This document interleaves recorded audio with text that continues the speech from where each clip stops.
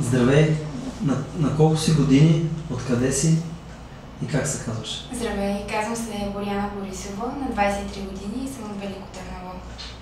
За първи път ли бяхте в САЩ тази година? Да, за първи път. И как решихте да заминете? В последствие от мненията на мои приятели, също така личното ми желание, исках да отида да видя тази страна, страната на възможностите и, честно казано, за да си подобря английския език. Сама ли отидохте или с приятели? Събрахме се група приятели и отидохме така. Смятам, че беше по-добре. Къде бяхте и какво работихте? Бях в щата Вирджиния и в Вирджиния Бич, селцето.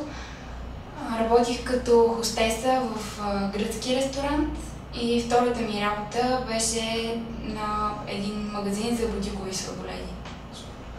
Как ви се стори американския народ като цяло? Американците са доста позитивни хора, усмихнати. Дори в магазина за хранителни стоки те поздравяват с здрасти, как си, без да те познават лично. Позитивни хора са. Смятам, че доста са си опростили начина на живот, не обичат трудните неща, обичат всичко да е лесно и просто, което ние може да вземем като плюс от тях, например. Бихте ли се върнали там, ако можете? Да, с удоволствие. Смятам да го направя, защото все още съм студентка. Бих искала да се върна, да. Успяхте ли да пътувате там, докато бяхте в Америка? Да, последния месец успях да попътувам.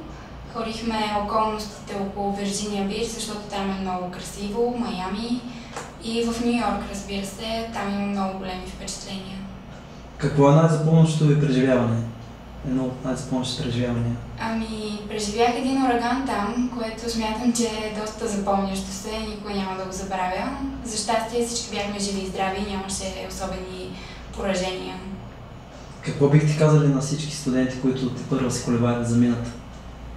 Сигурно трябва да опитат, няма какво да губят.